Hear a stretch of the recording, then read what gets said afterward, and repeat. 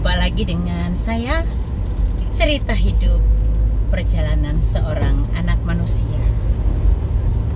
Nah, hari ini aku mau bercerita tentang gembala yang baik. Sebagaimana kita tahu, gembala itu memiliki sebuah tongkat, yang mana tongkat ini digunakan manakala dombanya ada yang nakal. Itu untuk menghalau atau memasukkan dombanya kembali pada jalurnya. Kalau mungkin domba itu berjalan rame-rame gitu ya, kan ada juga yang bandel ya dombanya. Ada yang bandel, misalnya dia mungkin keluar dari jalur yang harusnya. Domba itu pasti dengan tongkatnya menghalau domba itu untuk masuk pada jalur yang benar. Kalau dombanya masih nakal, pasti dia mukul juga dombanya dengan tongkat itu. Ya, fungsi tongkat itu adalah untuk menjaga domba-dombanya. Begitu juga ketika ada musuh yang mengganggu dombanya, pasti dengan tongkat itu gembalanya akan menghalau musuh yang mengganggu dombanya. Mungkin ada ular yang mengganggu mau memangsa dombanya, pasti dengan tongkat dia menghalau musuhnya. Atau mungkin ular itu sedang melilit dombanya. Sebagai gembala kan pasti bertindak. Kalau ada ular yang melilit dombanya, pasti dengan tongkat itu, dengan kekuasaan itu, tongkat itu melambangkan kekuasaan juga. Kalau di militer ada namanya tongkat komando. Hanya para komandan yang memegang tongkat komando itu. Seperti kalau di kepolisian, Kapolres punya tongkat komando itu. Kapolsek tidak ya. Kapolsek juga punya tuh tongkat komando juga. Intinya yang komandan ya. Kalau komandan itu pasti memiliki tongkat komando. Begitu juga di Angkatan Darat, Angkatan Laut, dan Angkatan Udara ada tongkat komando. Tongkat itu berfungsi sebagai kewibawaan juga,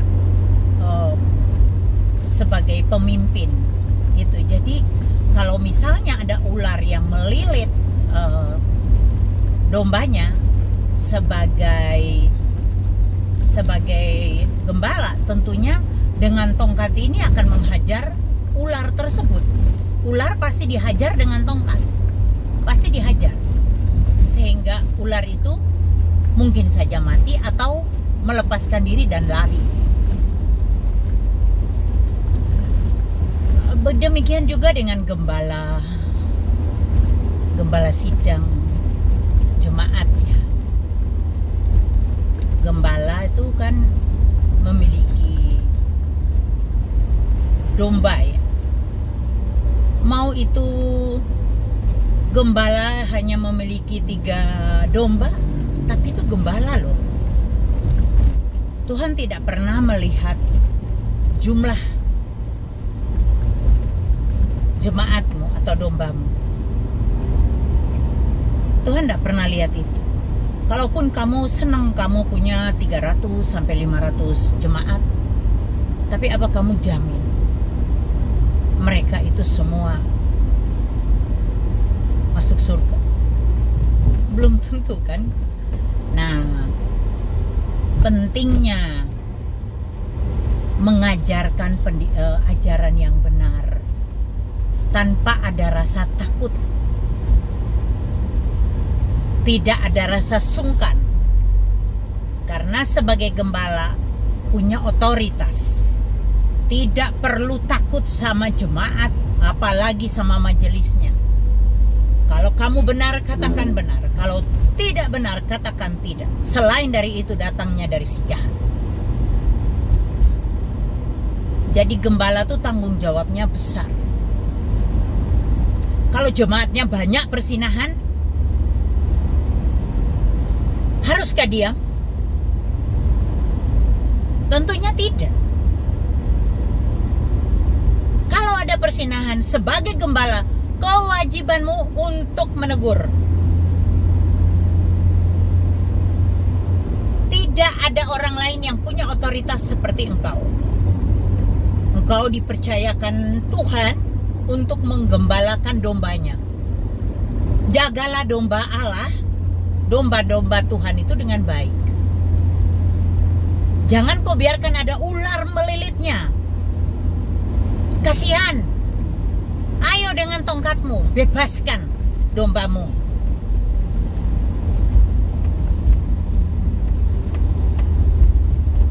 Kalau ada jemaatmu yang melakukan hal-hal yang tidak benar di hadapan Bapa, kamu tahu dan kamu diam, dosamu sangat besar.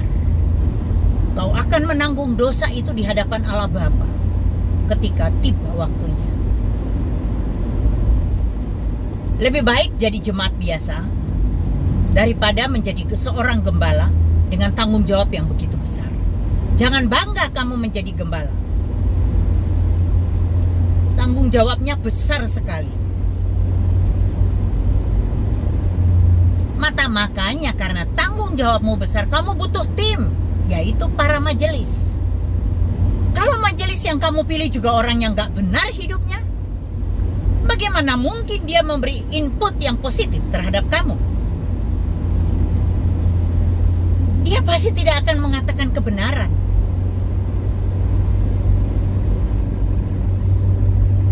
Hati-hati juga dalam memilih tim yang akan membantu dirimu.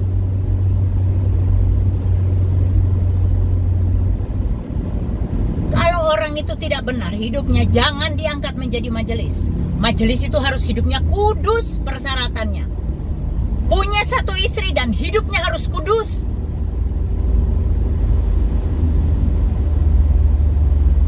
Tidak sembarangan orang menjadi majelis loh. Saya lihat banyak orang jadi majelis tapi kehidupannya tidak benar. Selingkuh sana, selingkuh sini. Nyolong sana, nyolong sini.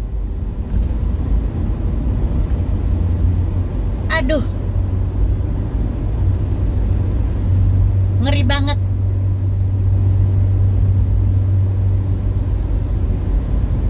Setelah pelayanan sekian tahun, saya semakin mengerti.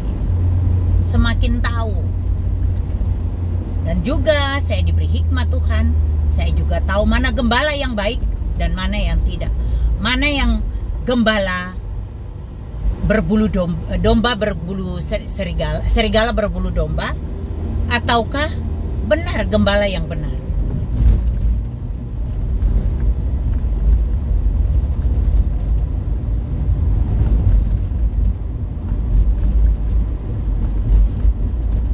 Kita tuh harus sadar kalau memang kita itu tidak mampu menjadi gembala atau kita tidak mampu menjadi majelis, lebih baik mundur dengan teratur, mundur dengan baik.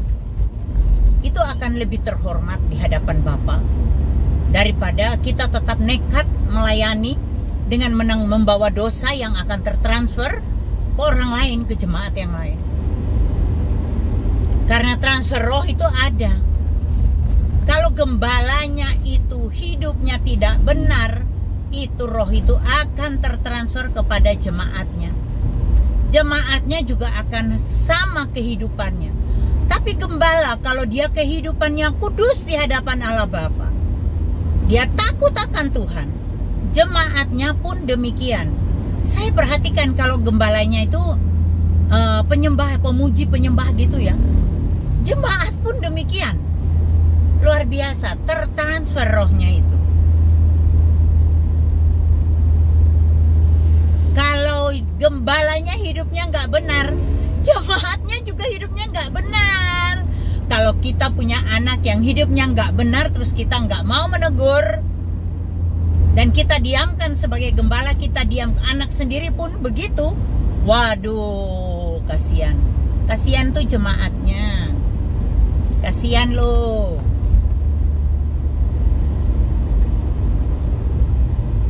Janganlah kita melakukan seperti itu.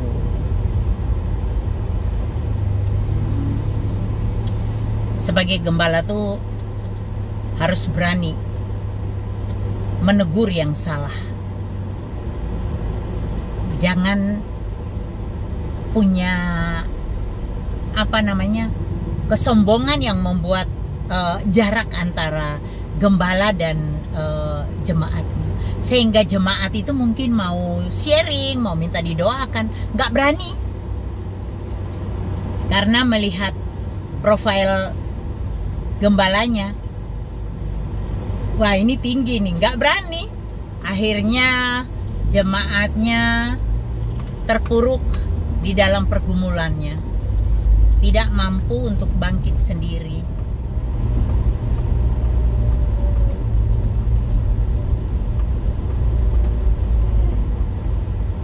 Ada gembala yang melakukan, akhir-akhir ini kita lihat gembala-gembala yang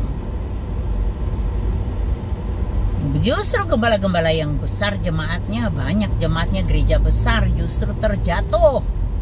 Jatuh kenapa?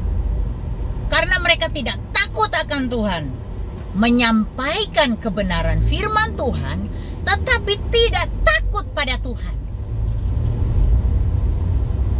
Lihat Blitar seperti apa. Itu gerejanya besar, gembalanya kaya raya, melakukan hal yang sangat-sangat tidak terpuji. Itu di hadapan manusia, apalagi di hadapan Bapa Surgawi. Dosa yang dia lakukan tuh luar biasa, merusak masa depan 4 anak kecil ini. Pelecehan seksual yang luar biasa. Begitu juga ada gembala yang memukul KDRT, memukul istrinya. Ya ampun Tuhan, ampuni Tuhan. Saya lihat videonya ngeri banget. Punya suami yang sadis seperti itu. Mukulnya, nyiksanya luar biasa sampai teriak-teriak istrinya. Perempuan itu kan makhluk yang lemah. Kekuatanmu tuh berapa kali lipat tenaganya perempuan. Kok kamu mukul? Gembala kok mukul? Nah, saya mau ngomong, gembala ini kalau saya denger ini katanya dia anggota DPR kalau nggak salah ya. Seorang hamba Tuhan, kalau sudah berada di dalam lingkup politik, pasti jatuh. Politik itu kotor. Dunia politik itu sikut sana, sikut sini, pakai ilmu kodok. Untuk melompat, mau naik, itu tendang kawannya sendiri pun ditendang. Saya bilang ilmu kodok. Ngeri. Hamba Tuhan, kalau sudah ada di dalam politik, dia bukan hamba Tuhan, dia hamba mamon. Yang dia cari keuntungan, duit. Dia bukan hamba Tuhan. Kalau kamu memang mau berpolitik, jangan jadi gembala. Mundur. Kamu tidak pantas, kamu tidak layak di hadapan Tuhan. Jangan permalukan Tuhan Yesus dengan kehidupan kita yang gak benar. Jangan permalukan dia. Jangan permalukan Kristen, kekristenan gara-gara kehidupan kita yang gak benar. Tanggung jawab sebagai hamba Tuhan itu besar di hadapan Bapa Surgawi. Waktu Tuhan sudah semakin dekat. Kamu tahu itu bahwa waktu Tuhan sudah semakin dekat. Hidup yang benarlah para hamba Tuhan ini.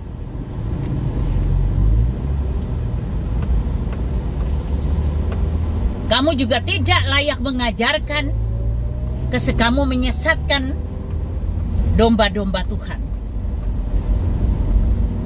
Tanggung jawabmu besar loh. Kalau kamu menyesatkan domba-dombanya. Jadi gembala tuh harus benar. Makanya penting sekali gembala itu punya satu intimasi dengan Tuhan. Punya satu hubungan yang sangat dekat dengan Tuhan. Agar kamu bisa melayani dia dengan benar. Tanpa kamu punya hubungan yang dekat dengan Tuhan,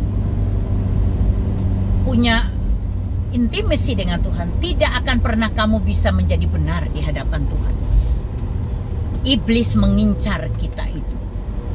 Kenapa iblis mengincar kita? Karena musuhnya adalah Yesus, Tuhan kita yang benar itu. Orang lain tidak akan diserang seperti kita. Karena kita itu berharga di mata Tuhan. Kita beda. Kita beda. Makanya hati-hati. Hati-hati menggembalakan domba-domba Tuhan yang dipercayakan di dalam tanganmu. Jangan kira gampang menjadi gembala. Waduh, berat banget itu. Hati-hati jadi gembala. Oke, Bapak Ibu Saudara, para gembala yang baik, teman-teman yang baik, sahabatku-sahabatku yang baik, bapak-bapakku yang aku hormati, yang aku cintai, kita perlu membangun satu hubungan yang sangat dekat dengan Bapa, supaya Roh Kudus itu bisa menuntun kita, memberi hikmat buat kita untuk melangkah hari lepas hari, agar hidup kita, pelayanan kita berkenan di hadapan Tuhan. Oke Bapak Ibu Saudara, kita jumpa lagi di cerita dengan versi lain, cerita kisah hidup perjalanan seorang anak manusia. Jangan lupa di like, subscribe, follow, dan juga bantu share video ini buat orang-orang yang engkau kasihi, teman-teman gembalamu atau pelayan-pelayan Tuhan di luar sana yang mungkin melayani di atas altar ataupun para asar, siapapun dia pelayan Tuhan. Share video ini. Terima kasih banyak. Tuhan Yesus memberkati kita semua.